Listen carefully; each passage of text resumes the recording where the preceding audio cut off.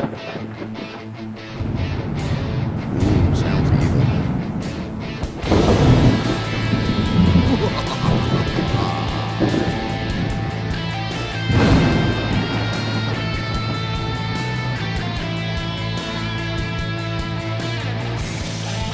Hello out there. Welcome to the No Shit Cast. I'm your host, Matt Frazier.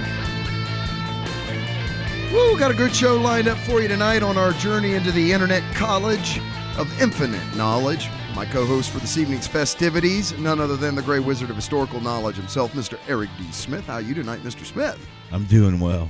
Yeah, good stuff, huh? Yeah.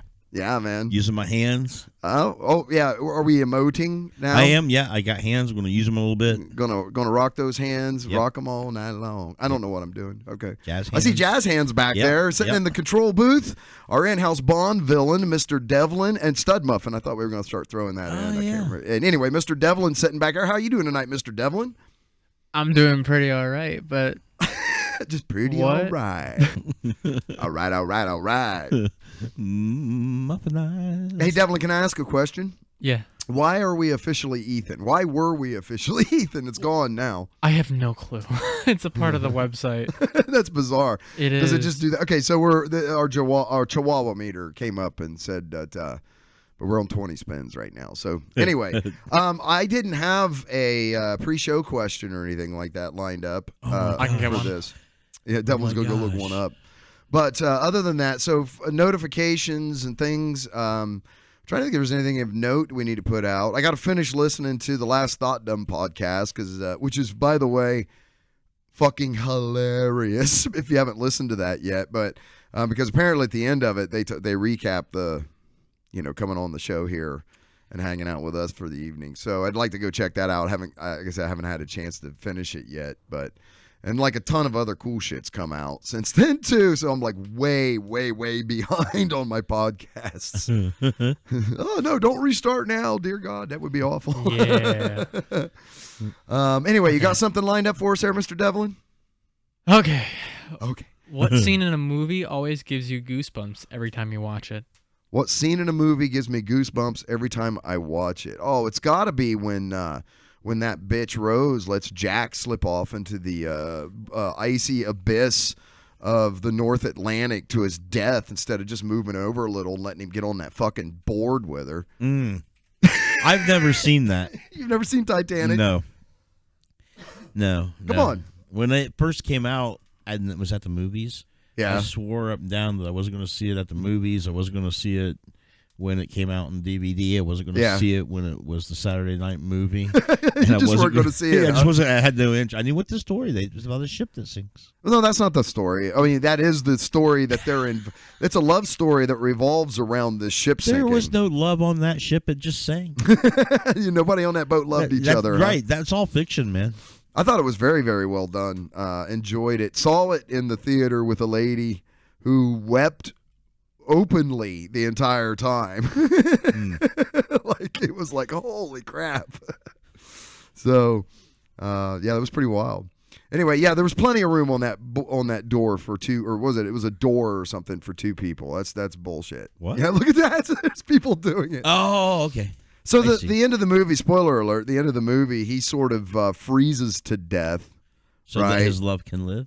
Because every time, it's like he tries to get on this board that she's on, floating around in the icy water, right? And it goes and like tips, and she's like, oh, and he's like, so he just like lets himself go back down in the water, and then just stays there until he's dead.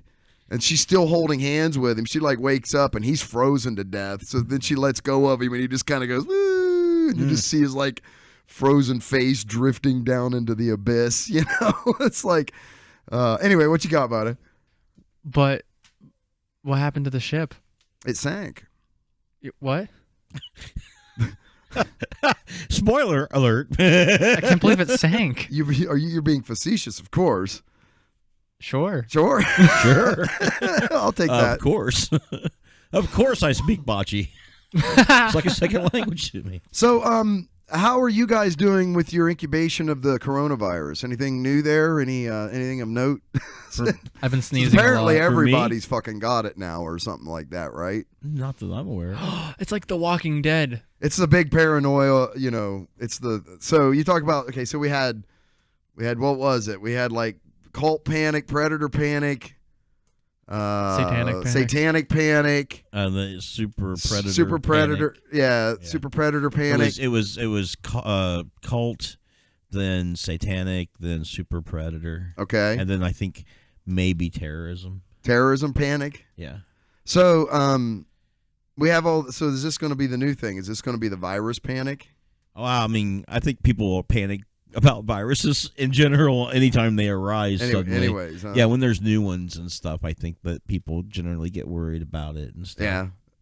I mean, there's no more masks left, so I'm guessing people are worried about it. And I know people that have bought those masks. You know that are the reason there are no masks. But they left. say that they're not much help. Not much help. No.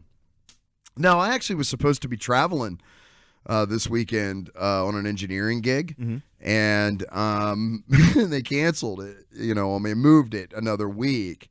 And I'm sitting here trying to do the math, and I'm like, with the way that their airlines and shit are shutting down flights, international flights, I mean, shit, man, you name it. It's like, and like airline stocks are plummeting because of this. This is the time to be sitting in your basement doing a podcast, man.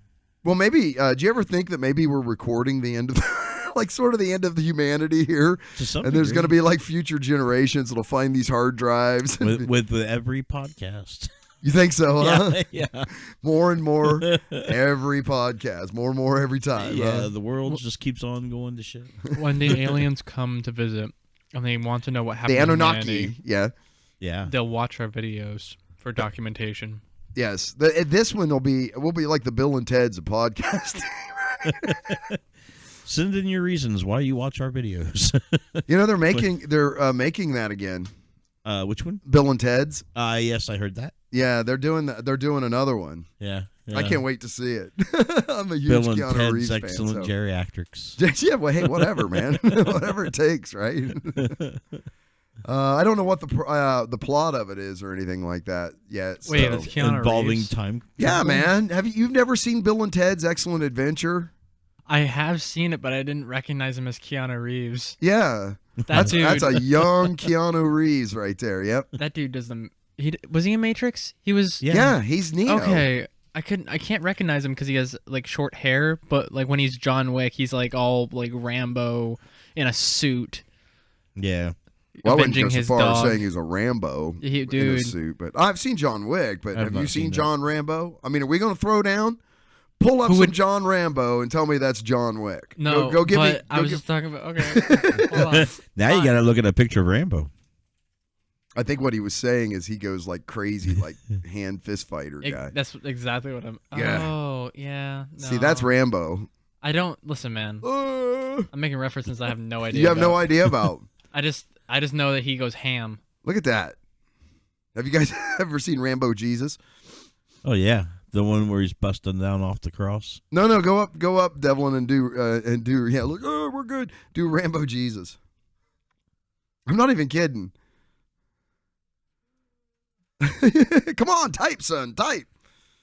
Dance, you monkey. That one right there. Yeah, zoom in, make that full screen somehow. Mm. We're gonna open some really awful website of some sort. Yeah, It's Pinterest. It's Pinterest. Okay, zoom back so it fits. Yeah, that's Rambo Jesus jumping out of the chopper. Yeah, that's okay, but that Mel Gibson one Wasn't good. Apparently not. They didn't like it. Yeah, there's Buddy Jesus from what's that movie? Oh God, what was it called? Starts with a D. Dogma. Dogma, yeah, that was a great movie. Oh, that was hilarious. I had a buddy of mine up in New England that when it first came out on video, I rented it and we watched it and just laughed our asses off, right? And I had this buddy I worked with who was really like hardcore Catholic upbringing. So I told him, he goes, "What'd you do this weekend?" I said, "Oh man, I watched this hilarious movie about religion called Dogma." And he goes, really? I go, oh, it's so funny. It's so funny. He goes, oh, okay, well, I'll have to check that out. And then he comes back and says, so I watched Dogma with my wife. And she doesn't like you anymore. And now you can't come over. Yeah, she didn't think it was funny at all. Well. Like, not even a little. Yeah, you haven't seen that either, Devlin? Wow. Okay. Yeah, you get it now? Yeah. Good times. Yeah, that was one of them protested movies that, like, which is why I had to see it. Yeah. As soon as I heard people were protesting it, Kevin Smith film, I was like, oh, I'm definitely seeing that, right? Did you guys know this? Kevin Smith protested his own film. Oh. What? I'm not kidding. Google Kevin Smith protests That's a what's Dogma. it's nuts thing to do. He totally did. The movie was premiering somewhere, if I understand. Yeah, there. If I understand right, and just look for a news article, not because we can't watch a video, right?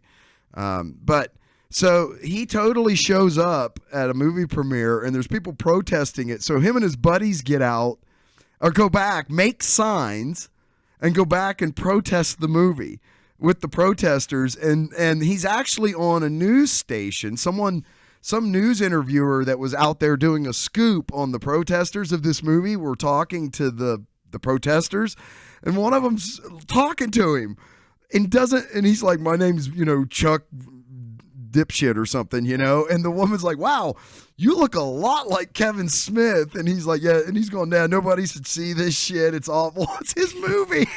My name's Nuck Chores. So, whoa, they're Matt Damon and Ben Affleck?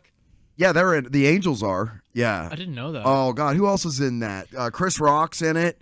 Who's he play? He plays a George prop. Carlin. George Carlin's in it. And like a whole. Melissa Etheridge.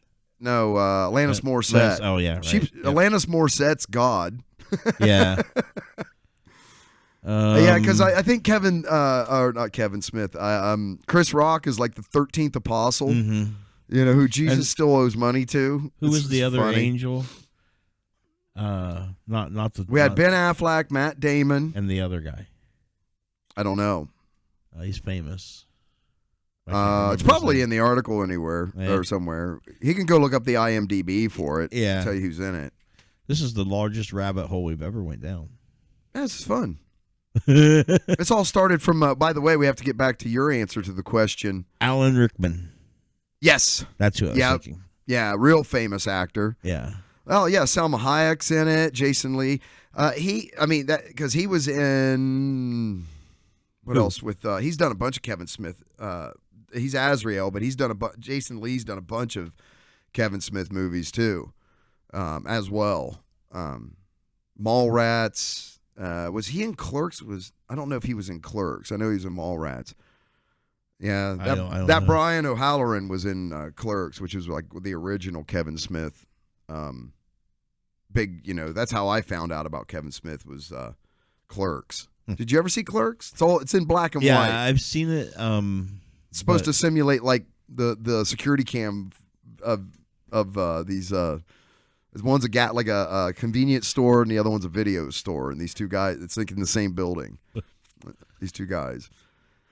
So they just sit around and hang out and bitch to each other about life all day. It's pretty messed up. Guy dies in the bathroom. It's anyway, yeah. Okay, so your answer to Devlin's question was? I don't know.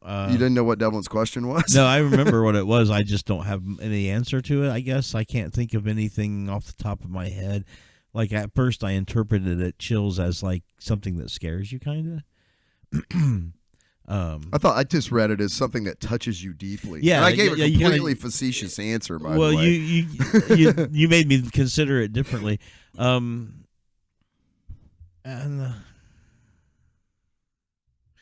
Cecil B. DeMille films give me goosebumps still to this day. I love those films. A lot of the films do for me. A lot of things. So I'm trying to think of something that stands out above everything else. Yeah. But when I watch a film, I tend to give myself entirely over to that.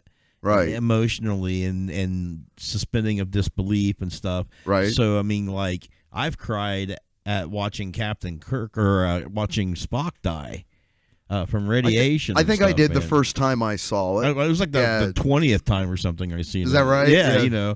I mean, like, so I'm like a really softy, and a lot of that stuff. I get a little misty every time Goose dies.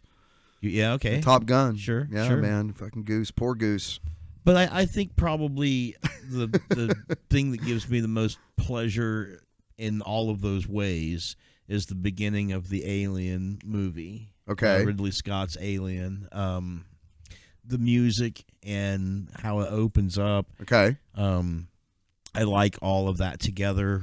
I like the score that John Williams is doing. He's doing a piece called Hyperspace that starts off really slow and builds up, and it's a lot like Prelude to the Afternoon of a Faun by Claude Debussy. Okay. And so I like that whole movement and how it moves into that, and how the ship is all empty and they're kind of going through it, and they're turning around the corridors, like the cinematography is really tight and turning, and it's like a prelude to these are going to be the tunnels they're screaming through later kind of a situation, you know, but you don't know it, and then they're just waking up. It's like such a peaceful opening to what's going to turn into literally hell incarnate in a sense. Yeah, and very. Well, man, if you're going to go down that road, then I have to back up because you're being all serious and shit now. I was just being facetious. I would have to say that I still have an emotional connection to the opening credits of Blade Runner. Okay, yeah, probably very much, man. It sets that mood. I can flip that switch back on and watch that movie like I've never seen it before. Another one the where same awe and amazement. The music just fits the lighting and the scene that's unfolding. The kind of holds it together.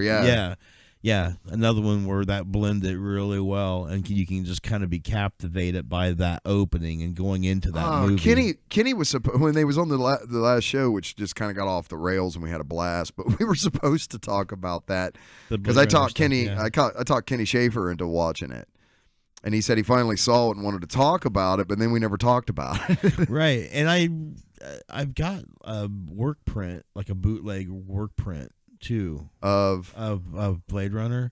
What do you mean? There's like the theatrical cut, the director's cut, the final cut. Then there's like a bootleg cut that they showed originally to the first people that they screened it to. Okay. And then there's two edits of that cut that exist separately, but I've got that main cut that's not cut down to the other two. Okay. Like one's called the 92 cut or something, like when it came around again in the theaters or whatever.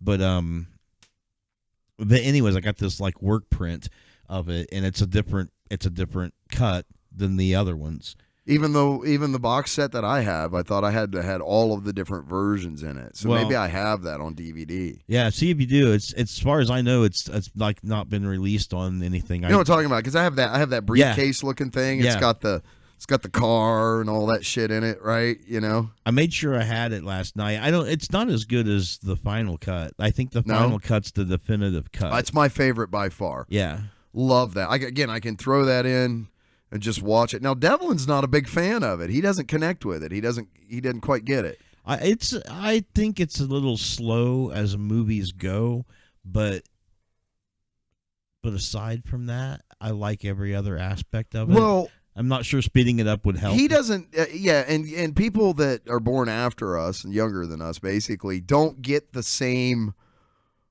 awe of watching this unfold on a movie screen or on a TV screen. Remember, because like when we first saw it, it was actually, I don't think I ever did see it. I saw it later in the theater, like a re-release or something, but I didn't see it when it came out in the theater. Okay, but I seen it when it first came out. When it first came out in the theater? Yeah, because I ran home and I had a Starlog magazine that was about the only way you would learn about science fiction movies and stuff at the time. And I went home to an article that was in there, and I cut out a picture of Rutger Hauer in his coat. Rutger Hauer, right? Yeah. He was a stunt guy, I think, before he started being like an actor. Yeah. And I rolled up a D&D character, an assassin, and then that was the picture of it. That you used? Yeah, because I watched that movie, and I was so impressed with his performance that I ran home and made me up a D&D character to be that person. That's awesome. But so my point was that, you know, in the context of when we saw that come out, it was groundbreaking in so many ways, right?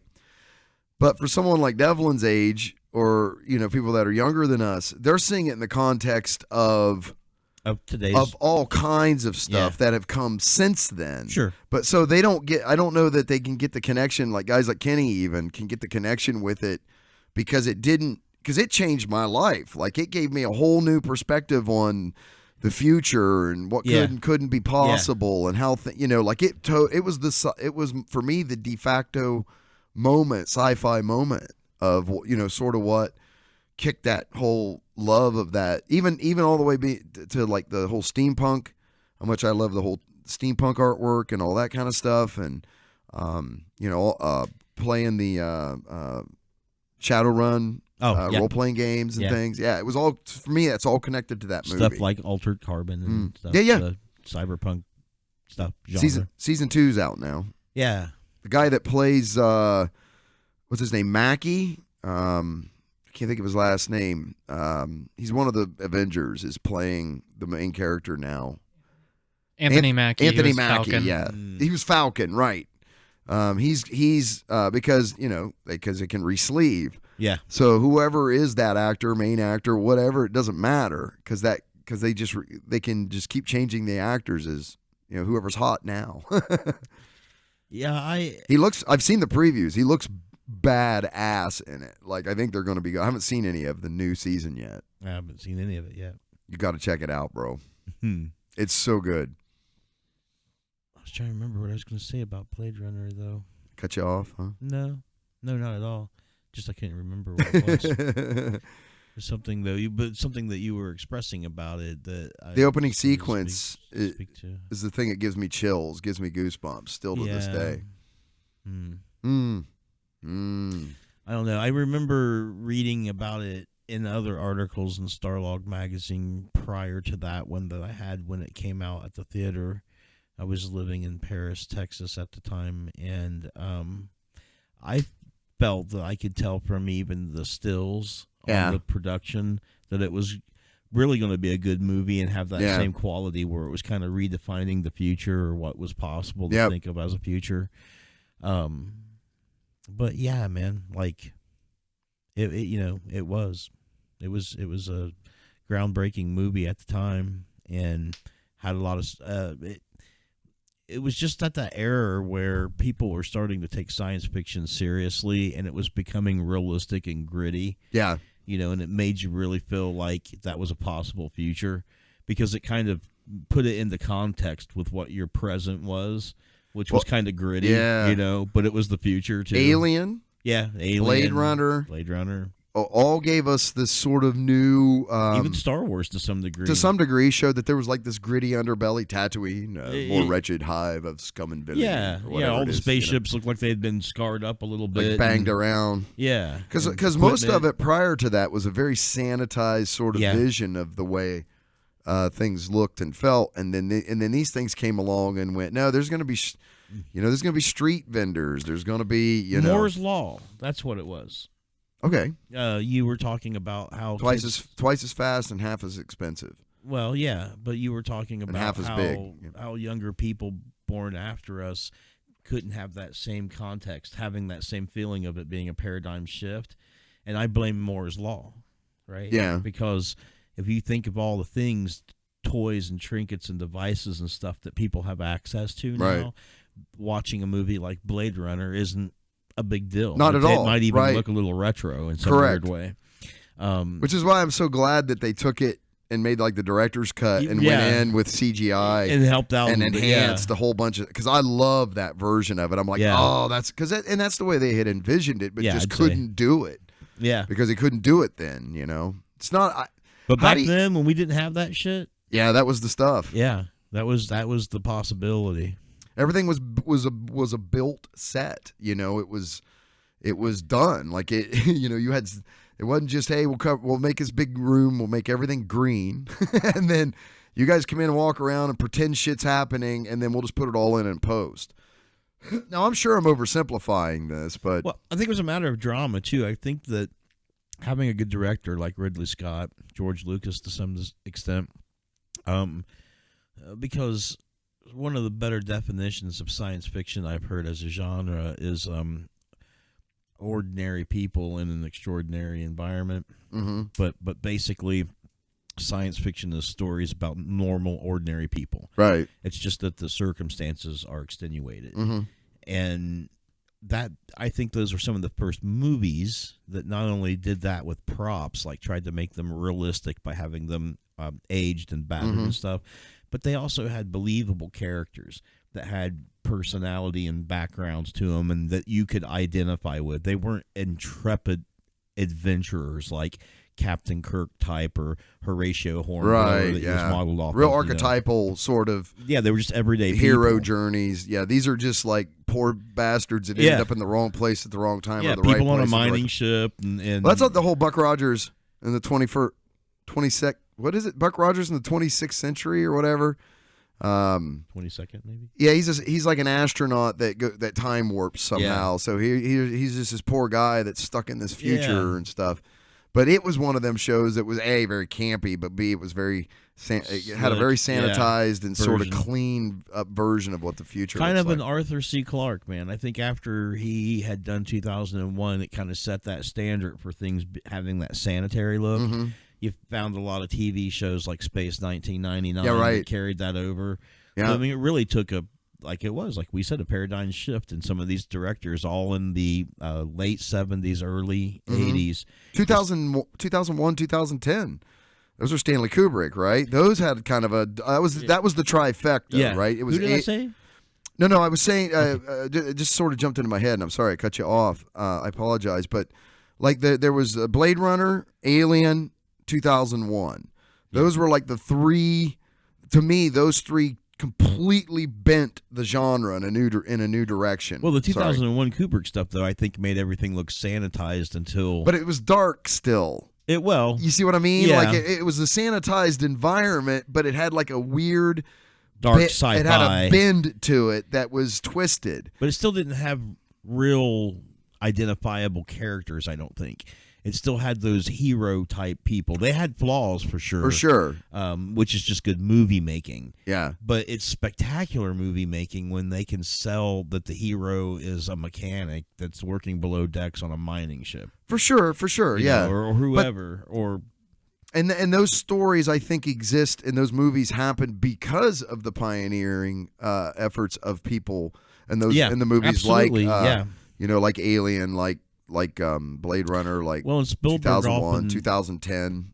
He often cites Bridge on the River Kwai as cinematography. Yeah, like Sir Alec Guinness. Yeah, well, and the cinematography of that movie, Mhm. that he really used a lot of shots and things out of that movie in his movies and stuff when he started doing them and stuff, like with the Raiders of the Lost Ark and those movies and stuff. I would love to get Kevin Smith on the podcast and just ask him about, because he could get, not to be, I was just thinking about this. We're sitting here talking about movie making and shit, right? He just would fucking be awesome for that. He'd geek out over that. Absolutely. I see him talking to other people. I mean, these guys that do this stuff would love to talk about behind the scenes shit. That and what was the other one that was they got the idea for C-3PO and R2-D2 from it. It was Silent Running. The movie Silent Running. Yeah. There's two little robots in that. And those robots themselves were based on a couple of characters in a samurai movie, too. Remember Logan's Run? Yeah, oh yeah. Ultra clean, sanitized world inside the domes. And so there was some of that, too, where they were making that juxtaposition. Yeah. I got the TV series, too, of Logan's Run. Yeah. Demolition Man, right? Was that the one with Stallone and Wesley Snipes? Sylvester Stallone and Wesley Snipes? It was like he was frozen or whatever, and they thaw him out in the future because they got to go find this, because Wesley Snipes gets thawed out. Yeah. And like Taco Bell has won the fast food wars, so everything's owned by, which is kind of coming true. Yeah. Yeah. I think it's Yum Brands, right? It's Pizza Hut, Taco Bell, and Kentucky Fried Chicken now are all one brand. So it's coming. I think they may own Godfather's Pizza or something weird like Good that God. too. I know. They always have a line, man. Taco Bell. Yeah, no shit. And McDonald's around this town. Hey, Mr. Devlin, what about you? What's what movie scene gives you the chills, sir? Oh, look, he's tearing up. This one hurts me.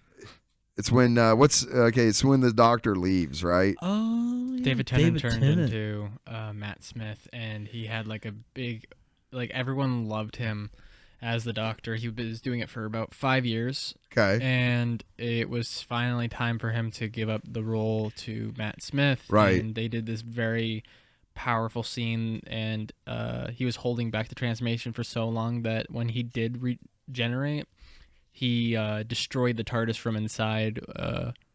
And before he transformed, he goes, "I don't want to go." And I was like, "I don't want you to go either." Go. But it was hard to pick a scene, but this is the one that first came to my mind. I think I remember hearing that there was some real discussion, not in a bad way, but that there was a lot of talk about that scene, like when it went down. What year was that? 2013. Oh, so a while ago. Yeah. Isn't it weird to think of 2012 being a long time ago? Yes. It is. I mean, we were all supposed to die in the Mayan apocalypse, man, and Yeah. now it's like a long time ago. Yeah.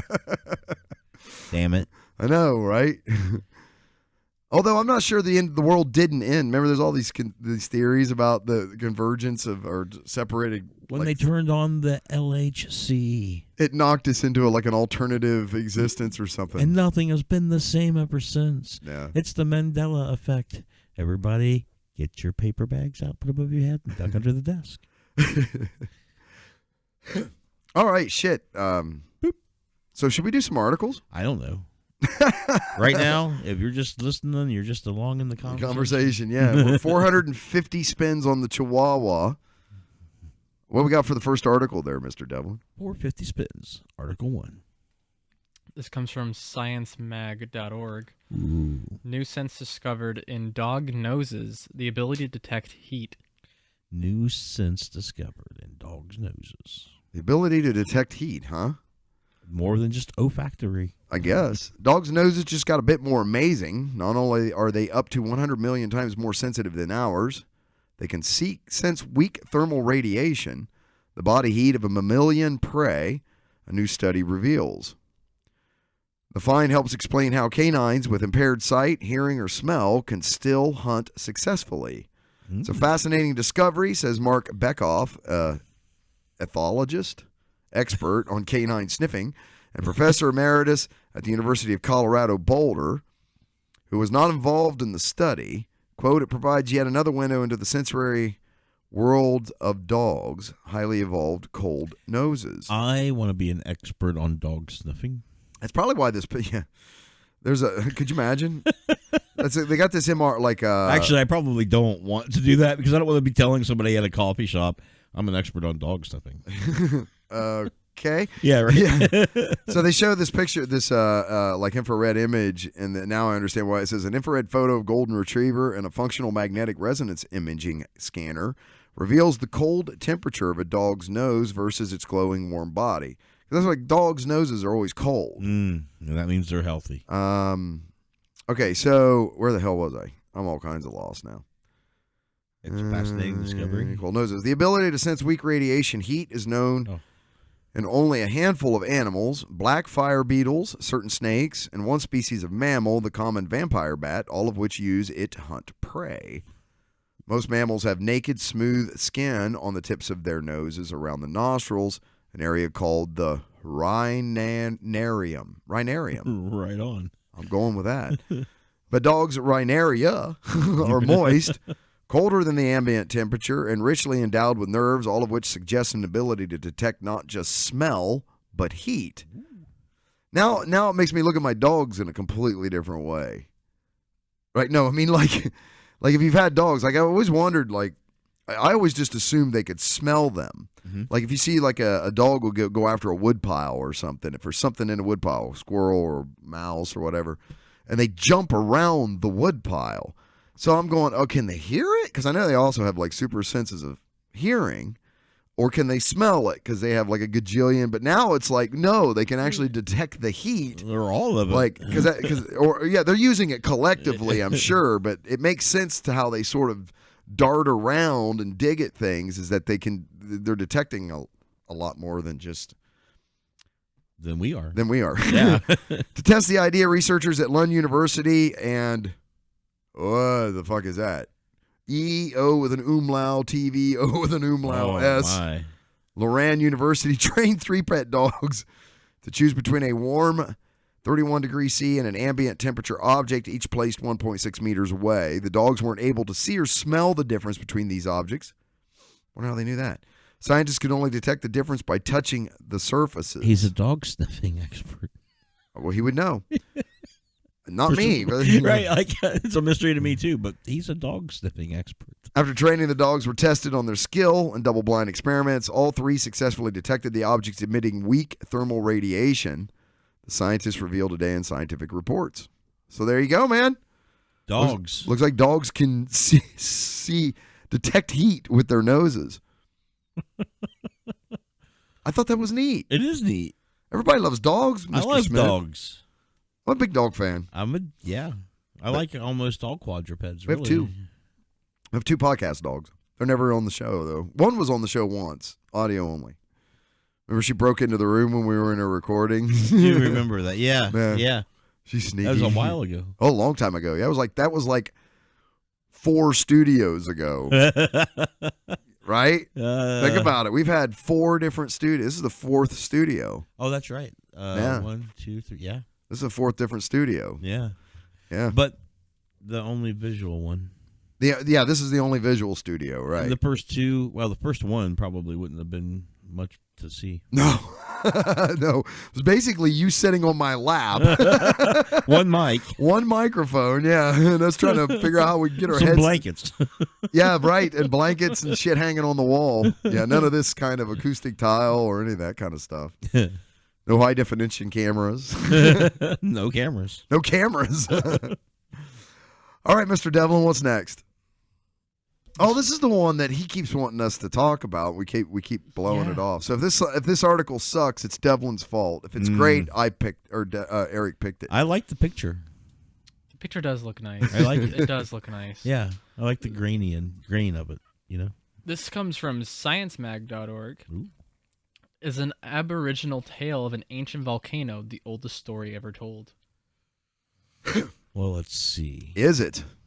Ooh, Mr. Historian, this has got you written all over it. I'm Mr. Gray intrigued. Wizard of historical knowledge. I'm intrigued. Just saying. I've got what's in my head as the oldest story I ever recorded, but I got a feeling they're going to hit us up with the oral tradition. I think that's where it's going to come from, too, for sure. Yeah. Long ago, 4 giant beings arrived in southeast Australia. They strode out to the other parts of the continent, but one crouched in place. His body transformed into a volcano called Buj Bim, and his teeth became the lava the volcano spat out. All right. Scientists say this tale, told by the Aboriginal, help me out here, historian, Gunta Jamara people of the area may have some basis in fact. I think you need an anthropologist for that. About 30, no shit. About 37,000 years ago, Buj Bim and another nearby volcano formed through a rapid series of eruptions. New evidence reveals, suggesting the legend may be the oldest story still being told today. Okay, all right. The study raises a provocative possibility, says Sean Ulm, an archaeologist at James Cook University Cairns, who was not involved with the work. We get a lot of these people commenting that we're not involved with the work. Quote, it is an interesting proposition to think about these traditions extending for tens of thousands of years, end quote. But he and others urge caution, as no other stories passed down orally are believed to have survived that long. Yeah, see, I had caution. See, I was saying to you earlier, I got what's in my head is the oldest recorded story, but I don't know, man. They're going to hit us up with this whole oral tradition thing, and it's not as reliable, and yeah, because there's no way to know when that oral tradition actually started. Yeah, either, right? Because it's not recorded on something you can carbon date. And I think there's some question about how linguistics works and travels over time and stuff too. Okay. So, but I'm not sure about that. It's not clear how long Guanta Jamara have lived in the southwest corner of what is now the Australian state of Victoria. Until now, the oldest accepted evidence for human occupation dates back no more than about 13,000 years. But geologist Aaron Machin of the University of Melbourne says that in the 1940s, archaeologists reported finding a stone axe near the religion's ancient Tower Hill volcano.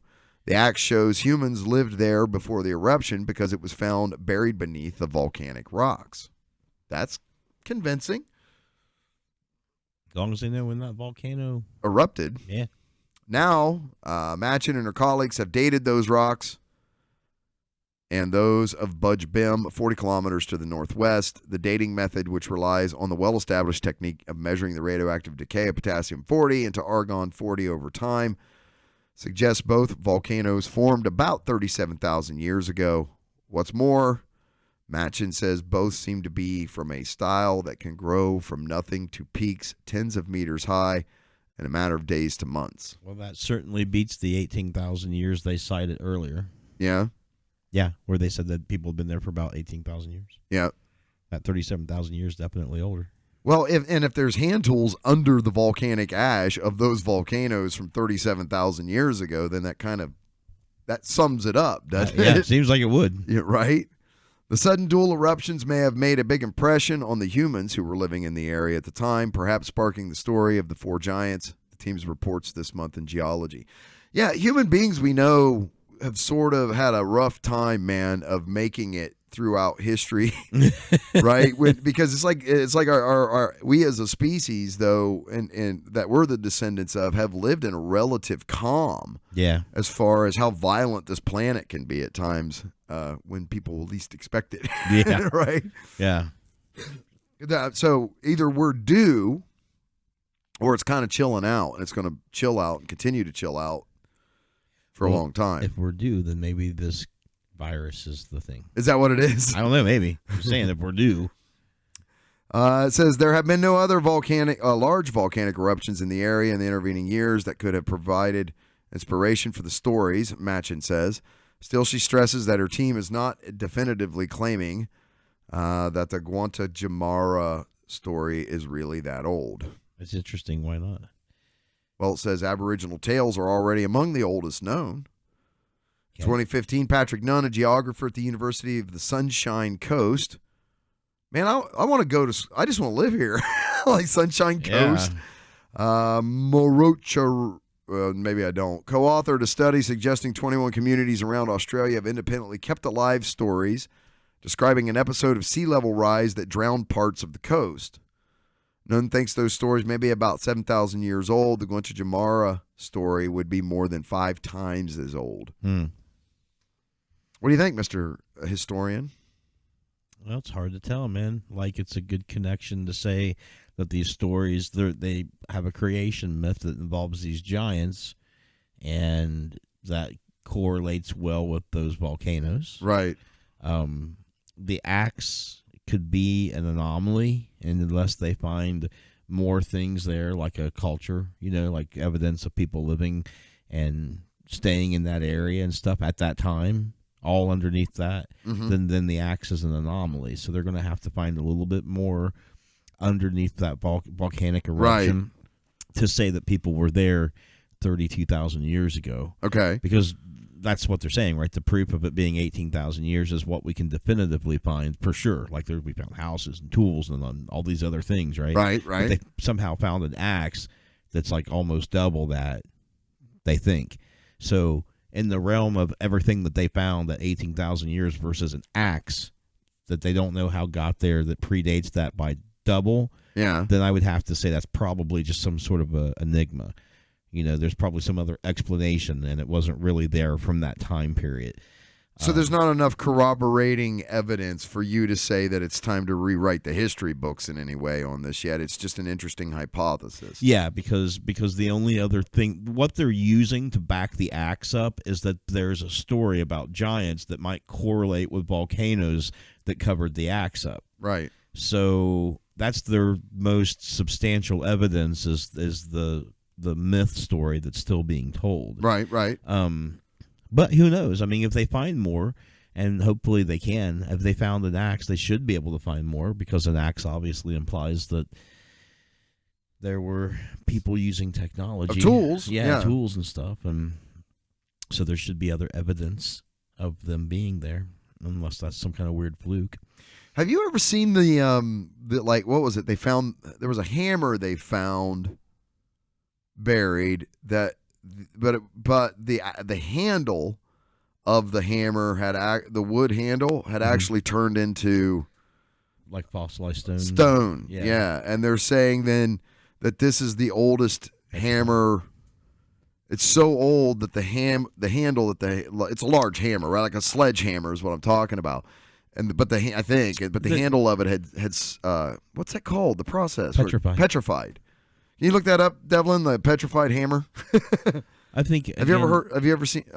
Yeah, they have a lot of stuff like that coming out of Russia for some reason. Finding things inside of stone or petrified things. Yeah, see, it's kind of like inside the stone here. Yeah, London hammer. All right, so the handle's not petrified. It's just that it's in stone. So it's like something petrified around it. Yeah, something really old.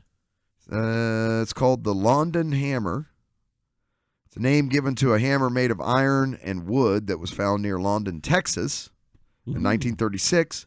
Part of the hammer is embedded in a limey rock concentration, leading it to be regarded by some as an anomalous artifact, asking how a seemingly man-made tool could come to be encased in a 400-million-year-old rock.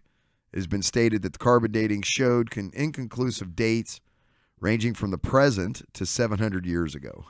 Yeah, so I mean, that's really what that is. That's an example of how an anomaly can exist in science that makes all of these dating techniques just our best guess, right? You know, same thing. They have problems with the Shroud of Turin because it had been caught on fire once or twice. Right. There's too much carbon in it that throws off carbon dating tests because of that. And something like that too is something that people will point to then say that the Earth's only 4,000 years old or 75. What's 7,600 years or whatever? There's like 6,000. Yeah. Yeah. There's some different competing theories depending on which group is reading their texts, and how they're interpreting it. But there's a lot of anomalies of that nature that you can point to, but they're just anomalies. Like, unless you really believe that somebody time traveled back with a new hammer and put it in there, or you believe that the Earth is 6,000 years old, which other data does not support. There's more data against that. I like the whole concept of out of place artifacts. Yeah. Like, that's a category. Like, you can Google that. There's all kinds of shit out there that's like, hey, this isn't supposed to be here, but here it is. Here it is, Yeah, perfect example of why things aren't definitive. Why we don't know certain things. Right. That's crazy, huh? Oh, they're called OPARTs. Well, that's the Antikythera mechanism right there. Out of place artifacts.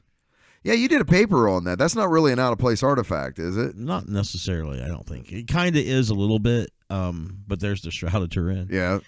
It looks like a Baghdad battery below that. Yep. Yes. Yes, I'm aware of these. Look, there's tons of them. The Kensington Runestone, Abydos helicopter. Look at all these.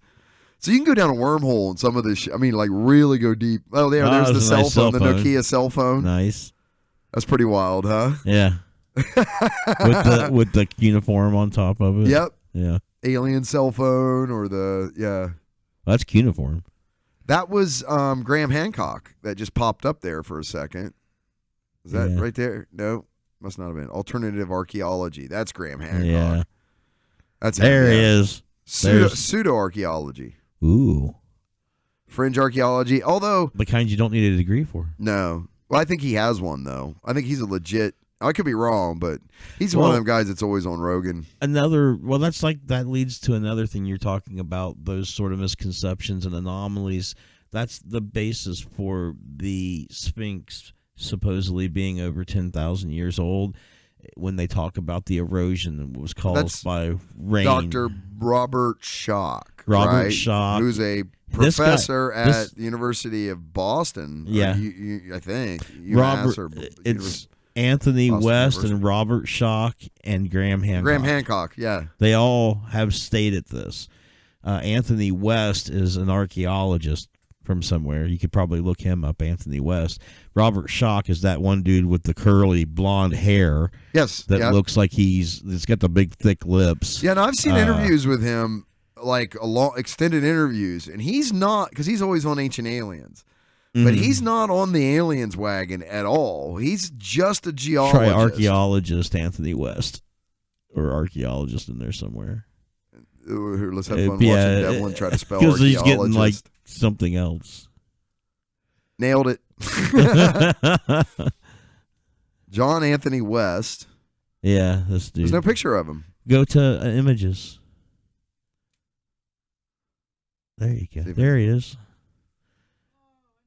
Yep. Yeah, that's John Anthony West. Robert Schoch is the guy with the golden curls. And then Graham Hancock wrote a book about the Giza Plateau being laid out like the Belt of Orion. Yes. But he also talked upon the idea that the Sphinx was over 10,000 years old, and so have they. And they cite the erosion on the side of the Sphinx. Yes, I've heard this. Yes. Okay, but... Yeah, there's Robert and they Schoch. say that it had to be done by water, and the last time there was water in that area was before the precession of the Earth changed and the Sahara Desert was created. It was before that. And it was like a jungle, and it rained and stuff, right? And that's what they're saying. But they common archaeologists, normal archaeologists, or whatever they're called, mainstream, common, normal, go ahead and say it. Accepted archaeologists, right? That there is salt content in the rocks, and that's why it erodes like it does, and it happens so fast, because there's salt content in that rock that gets weathered easier than the actual rock would itself. Yeah, and it's because of they quarried it from the spot that it was in, and back in the day there used to be a lot of rain and water, and so that's when that all evaporated and it turned into a desert. It left salt, which is the same thing that happened to the Sumerians, they think. Okay. So at any rate, hey, look, that's the Rosetta Stone. It's a competing theory, right? Kind of competing, but it's definitely like an outside it's one of them outside the mainstream sort of ideas. Yeah. Look, you can say what you want about Graham Hancock, but he's the one that said there were people in the United States 10,000 years ago or whatever it was, right? And now out of California, they're finding artifacts that predate civilizations in North America that go back further than the Fertile Crescent. He also talked about the road of Bimini, too. That's off the coast of Florida that was supposed to be Atlantis. It's not, though, huh? No, it's a particular type of rock that breaks in squares. Square. I've seen that, too. Yeah, and there's someplace else, too, right, where it's either... Off the coast of Okinawa. God damn it, does that thing look man-made. Yeah, it really does. It really does. I would say that does, too. There's a underwater place off the coast. What'd you say, Okinawa? What's it called? Munaguni, I think. I'm not sure how to spell it. Because that dude, what's up? I have like this. My favorite shows is there. It is. I think maybe this archaeologist that. Sorry. When you see it, it looks like something underwater that's been built, like it was a city or something. And Mooney Goonie, we're looking up the Goonies. Don't worry about it, man. We're gonna get down a wormhole waiting to look this up. I want to see it. Yeah, but you just typed underwater city, and you're gonna get everything but what you're looking for. Godzilla. And Godzilla. All right, man. What's our next article? We're coming up on an hour here. Ooh. This comes from Vice.com. Skip this one. Go to the next one. That's going to be a long one. Skip that one. Go to the next one. Yeah. Now we're talking. Hit me, Devlin. William fucking Shatner. This comes from comicbook.com. William Shatner awarded horse semen in divorce settlement. He got the horse cum. If you're going to win something in a divorce settlement, right? Horse semen is the way to go. That's what you need to be asking for. I want to see the whole them arguing about the transcripts in court of them arguing over bull cum or horse cum. Fourth wife. Mr. Shatner's had 4 wives like somebody else I know. You just living up to the shat. Me and him's got this competition. He's a little older than me though. He's got you beat. He's on the age. I'm probably going to have him beat before it's said and done if I ain't careful. Yeah, be careful. William Shatner and his fourth wife, Elizabeth Shatner, reached a divorce settlement this week, and he will get to keep all the horse semen and the split. Yes, you read that right. People obtain the court documents, and they go ahead, Devlin. That's a question. Why? Because if it came from a horse that was like a prize-winning horse, then a thoroughbred of some sort, or racehorse. He raises horses, and then that's what I'm missing. Sell that to inseminate somebody else's horse. Yeah, and then the progeny from that should be like a champion. They may have bred that horse too, because he's been doing horse stuff for decades. Yeah, and he's big into horses. He donates to like equine costs and stuff, and it's probably horses that he's bred and developed for specific things in competition, and that's probably what it is. Out of context, this sounds awful. It sure does, doesn't it? Everything about William Shatner out of context sounds bad, awful. but actually he's really awesome. People obtained the court documents, and they show how the two decided to allocate their assets. That includes the home and animals they own together. The 88-year-old Star Trek actor walks away with 2 horses. 88 years old. I'm fucking old. Named Renaissance Man's Medici and Powder River Shirley, respectively. Powder River Shirley. He'll also lay claim to the prized semen and all the equipment used to breed the animals. As an added bonus, the star will also keep their 2 dogs, Macchiato, and double espresso. Come here, double espresso. Come here. The fuck? Macchiato.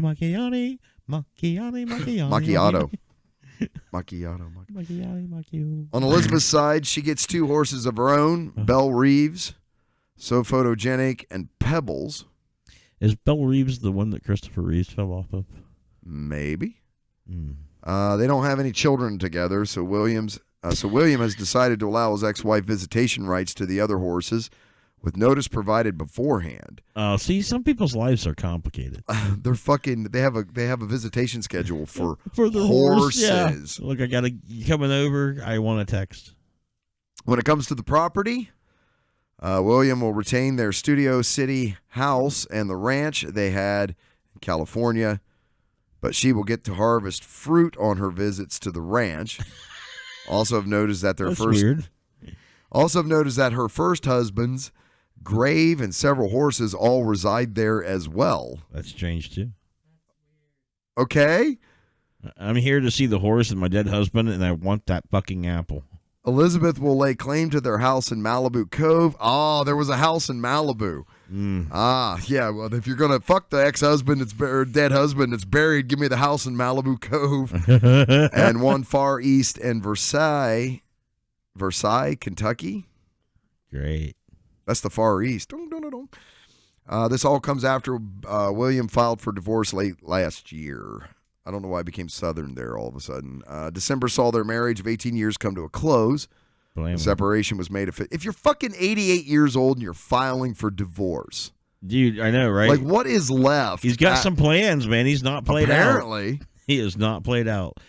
Captain Kirk is played out, but William Shatner is not played out. The separation was made official on February 1st, 2019.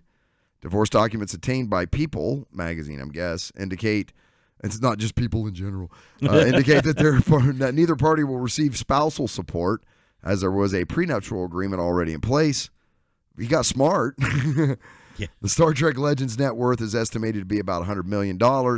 He was previously married to Gloria Rand from 1956 to 69, Marcy Lafferty from 73 to 96, and Nareen Kidd from 97 to 99. Well, that was a quick one. I think she might have been the one that... That's what happens when you marry a kid. Well, somebody died in the pool, too, one of his wives. Oh, maybe that was her. I think it probably... Might be speaking ill will, Phil. What? Sorry if you're the... Yeah, like, they're not listening to this. Anyway. So there you go. They're arguing over horse semen.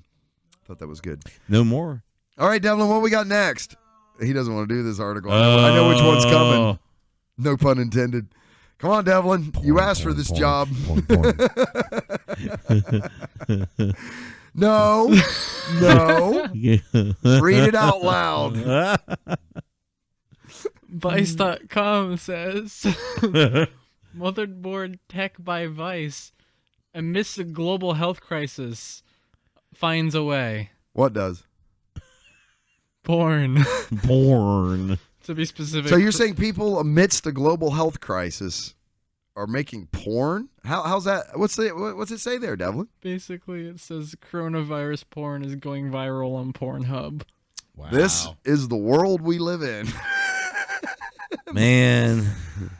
In a video titled Body Cam Footage, CDC Agent Investigates Deserted Wuhan. You're watching from the first-person point of view of, quote, Jerry, a healthcare worker, in a hazmat suit stumbling around in the dark remnants of a medical facility. He breathes hard and his heart pounds, and a voice coming from his walkie-talkie tries and fails to get him to respond. There's a sudden brief scuffle, and a woman in a hospital gown jumps him, pulls his erect penis from a hole in his clean suit, and wordlessly fucks him. Wordlessly fucks him. Oh, God. What's left to be said, sir? Right, just globally, the novel coronavirus, or COVID-19, has killed more than 3,000 people and infected 90,000.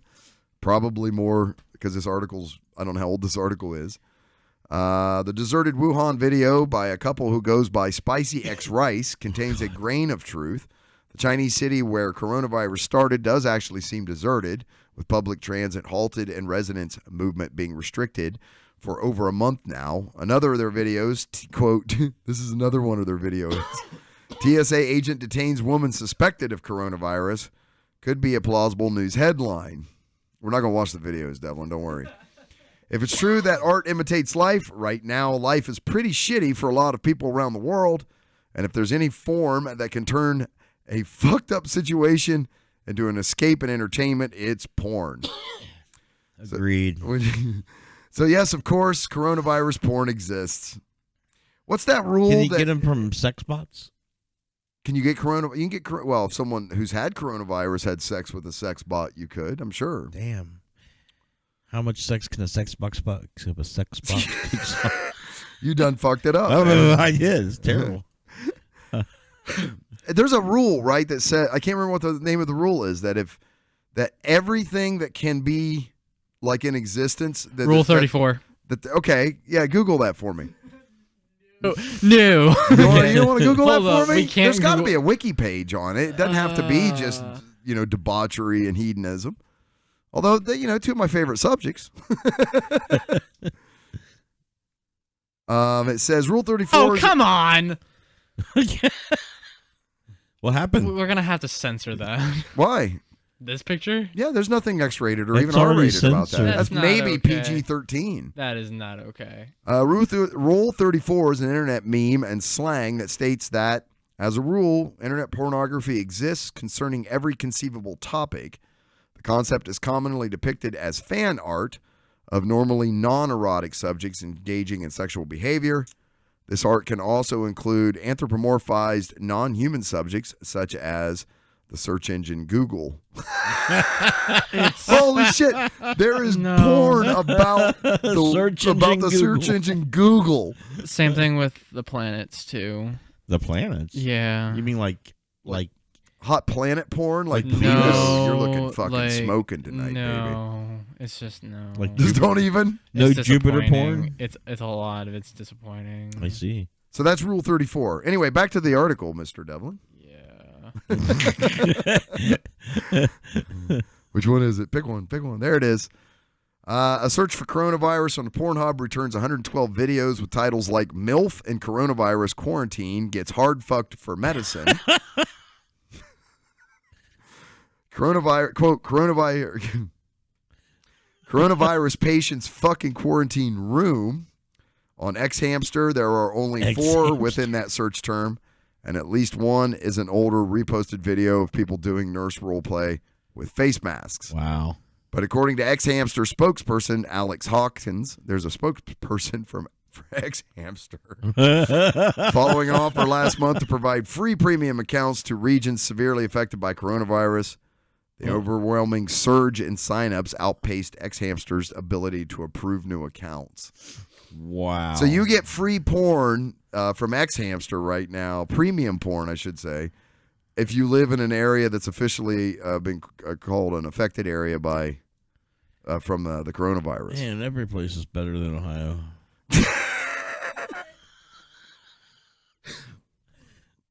The weather's good here. Oh, I'm not going to go into that.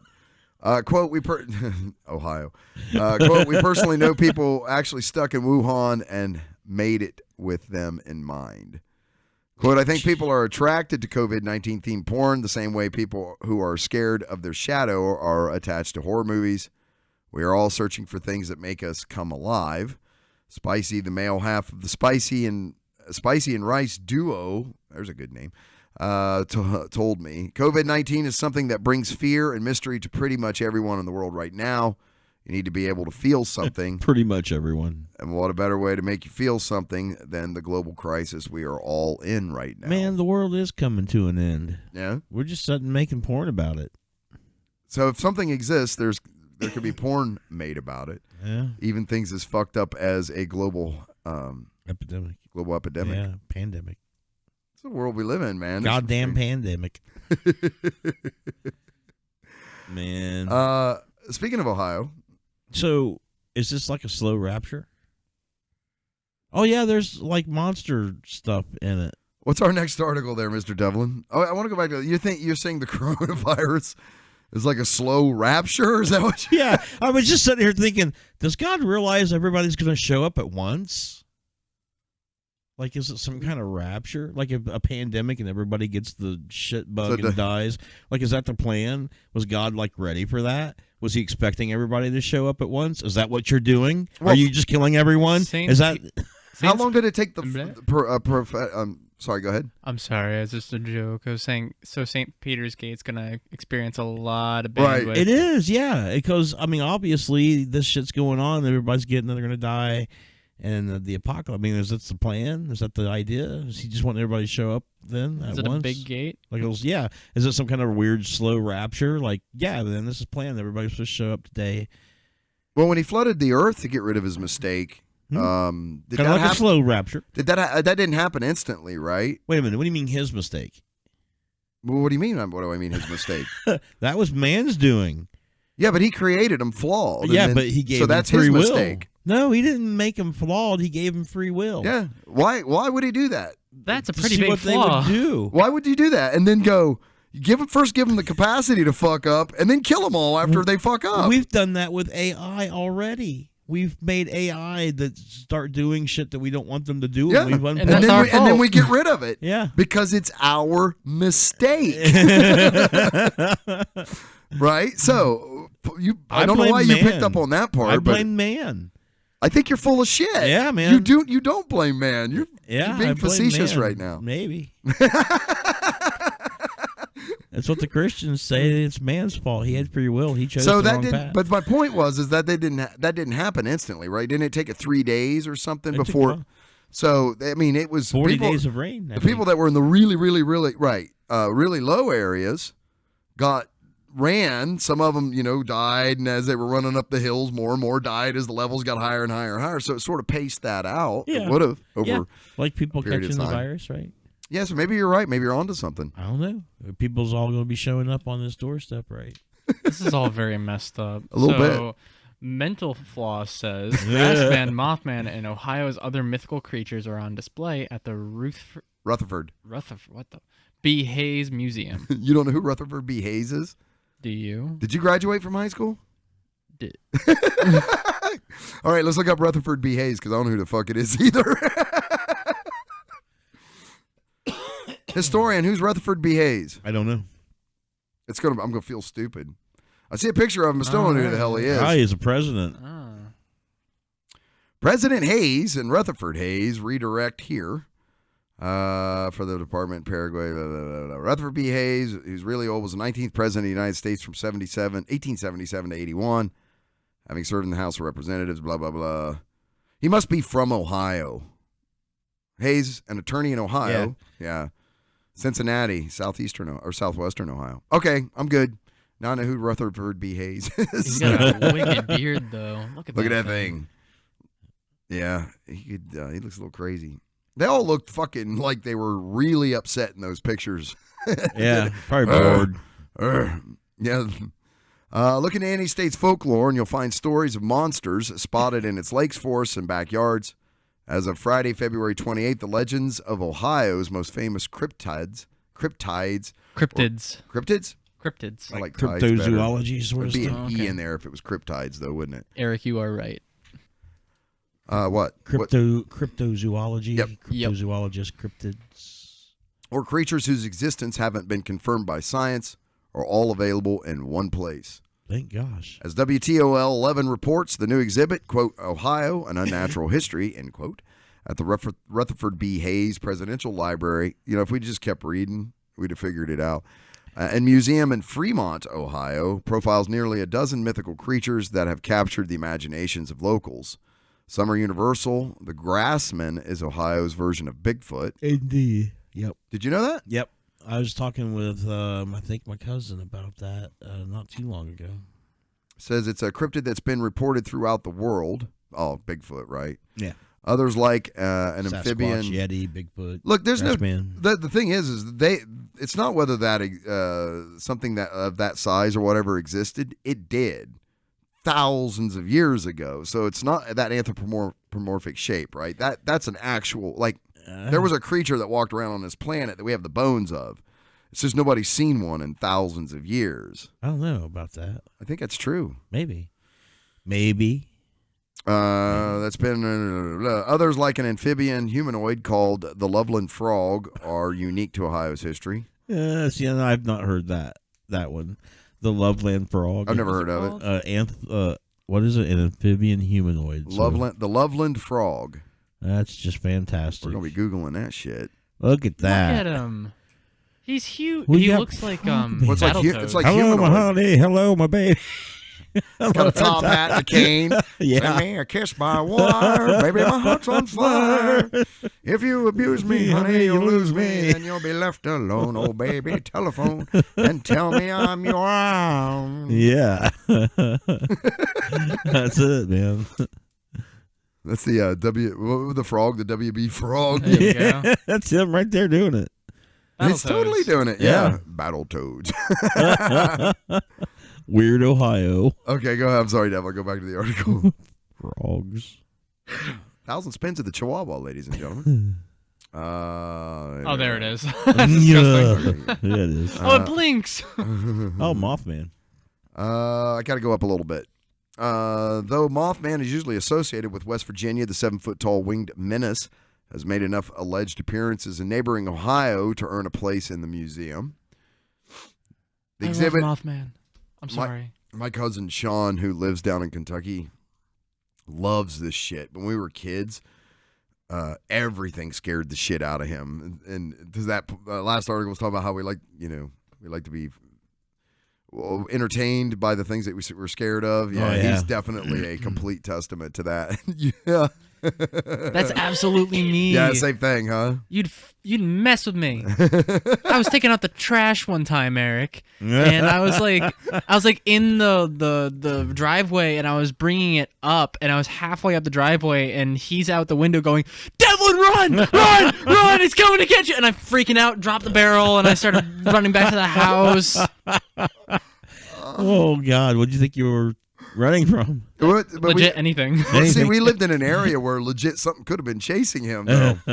Like woods everywhere. Yeah. Well, no, we lived up in New England, up in New Hampshire. Yeah, woods everywhere. There's shit up there that could chase you, depending on.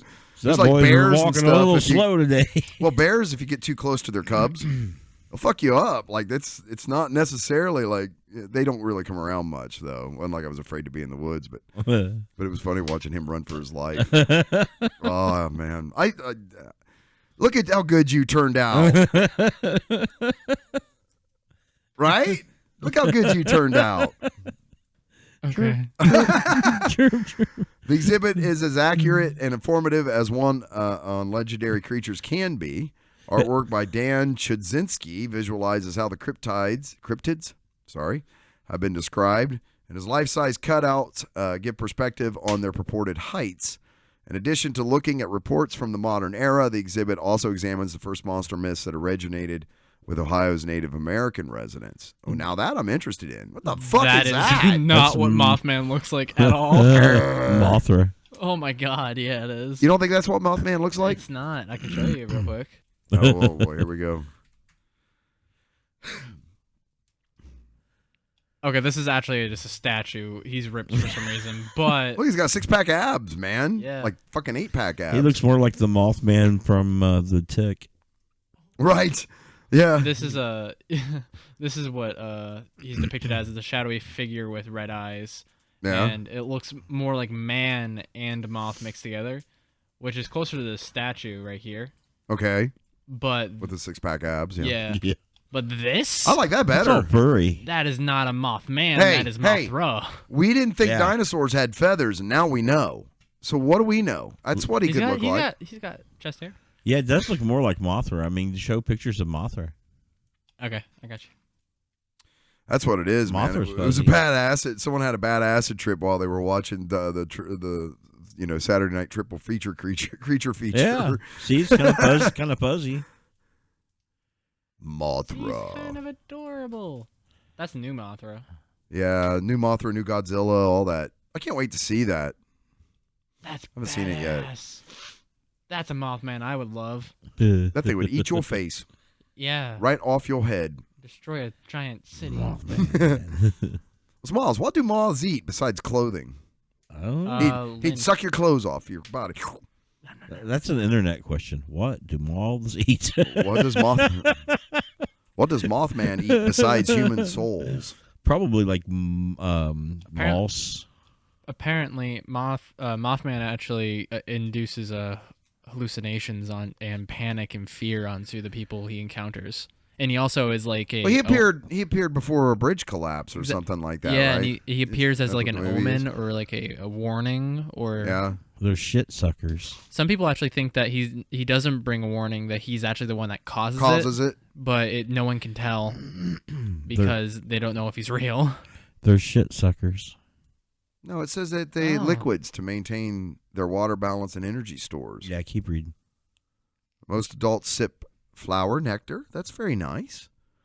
Oh, there you go. But others imbibe fluids from sap flowers on trees, rotting fruits, bird droppings, or animal dung. There you go. Ugh. Yeah, shit suckers. So the Mothman, I guess we could say, is he's a shit sucker. Eat could pieces be. of shit for breakfast. He could. I eat pieces of shit for breakfast. Quick, poop really quick and run away. You eat shit for breakfast? It'll distract him if you poop really quick and run away. Yeah, that's right. Just shit your pants. That's what it is. People see him, they shit their pants, and then he has to eat them. Oh, hey. We're breaking news This- here, man. Yeah, the whole is that article flowing into that?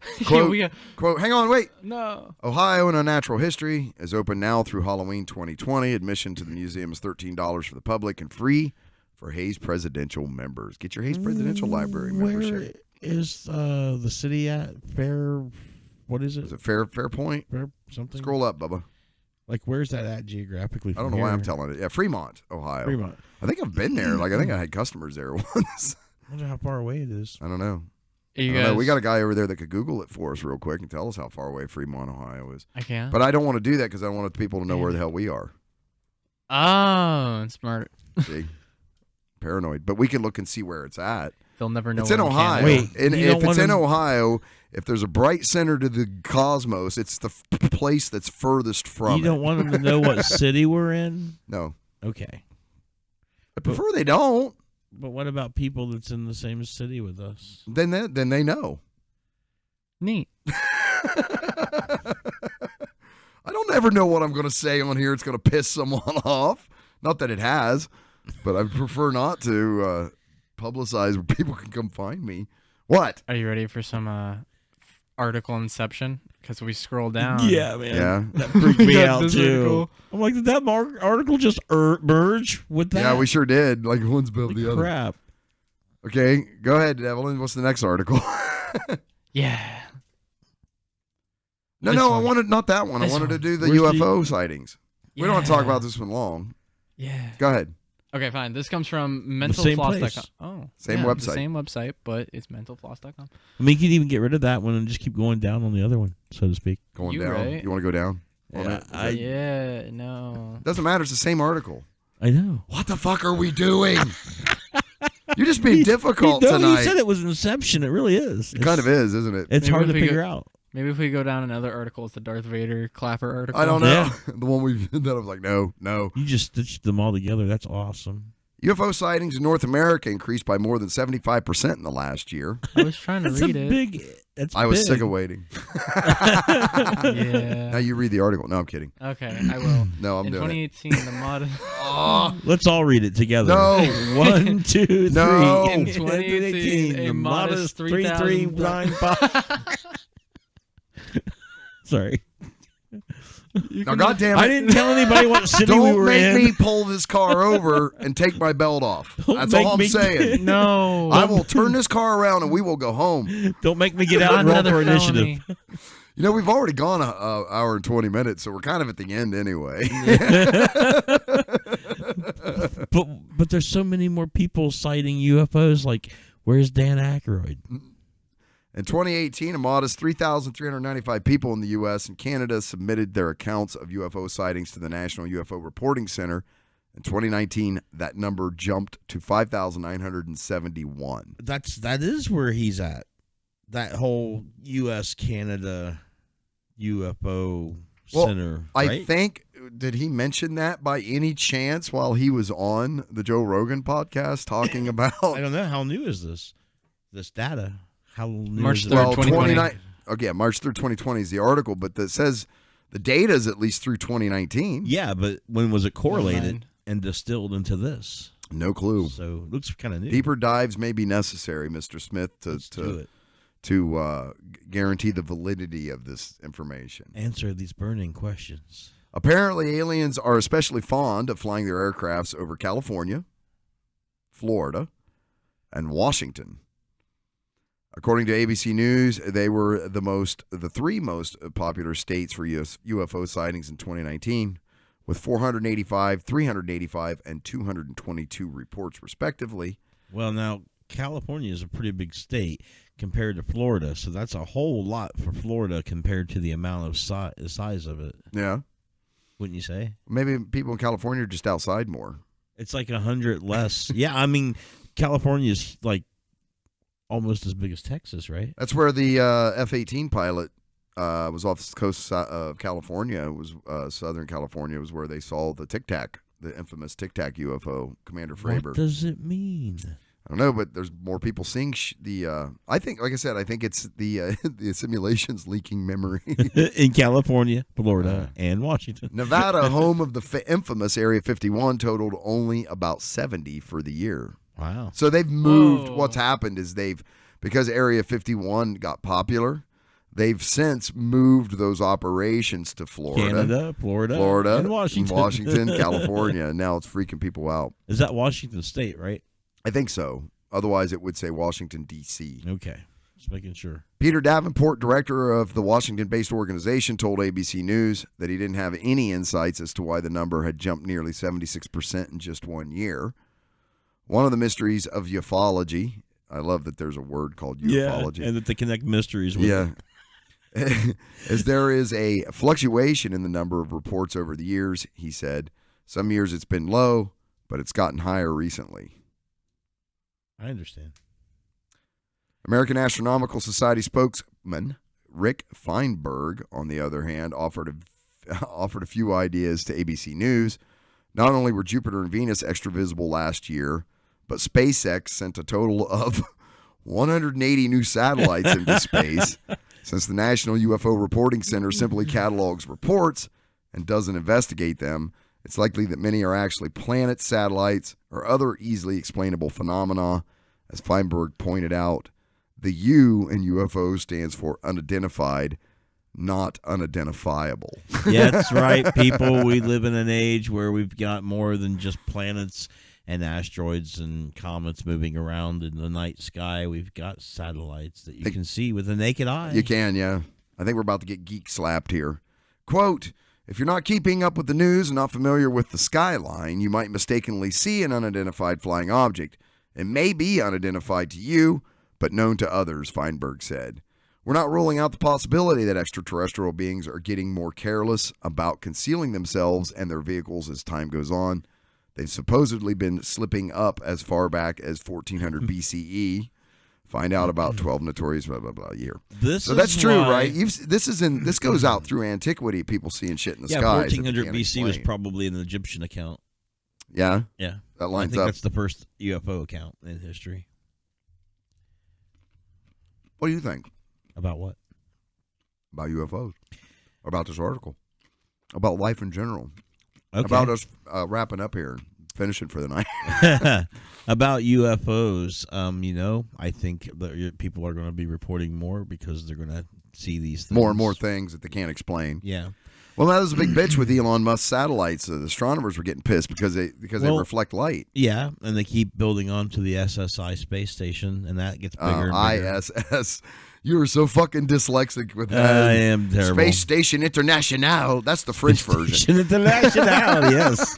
That's the one I was talking about, man. Vive la France. Oh. Yeah, ISS is the International Space Station. That's what we call it here. Sorry, anyway.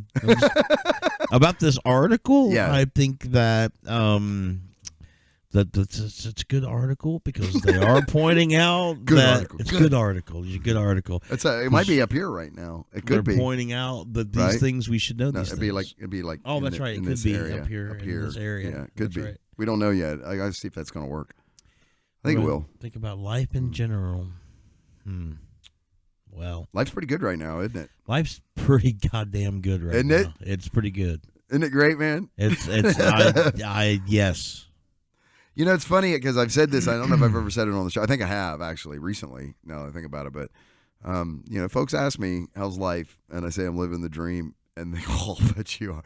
They always think I'm kidding. I'm not kidding. I mean, things couldn't be going much better, man. Yeah, it'd be hard for that to be the case. I mean, I could see a UFO. That'd be pretty cool, man. I'm waiting, dude. When you see one, you gotta let me know. Oh well, yeah. Yeah. All right, that's an hour and 26 minutes, 27 minutes. Let's wrap up here. Got anything, Mr. Devlin? We got 1,200 Chihuahua spins. 1,241 spins on the Chihuahua later, Mr. Smith. We're coming up on an hour and a half. How about you? You got anything you want to... We didn't cover... No, I don't want to say wanna because that could leave us down a whole nother rabbit hole. But you probably just want to wrap up. Yeah. So what I'm really doing is I'm just being polite and saying, hey, can we finish up here? Absolutely. I love you, man. Yeah. I love you. All right, folks, thanks for listening. Check us out at www.noshitcast.com. It's KNOWSHITCAST.com. Make sure you hit those like and subscribe buttons. Check it out. Give us a share. We greatly appreciate it. And we'll catch you all next time. Thanks for listening, everyone. Bye, Sickles.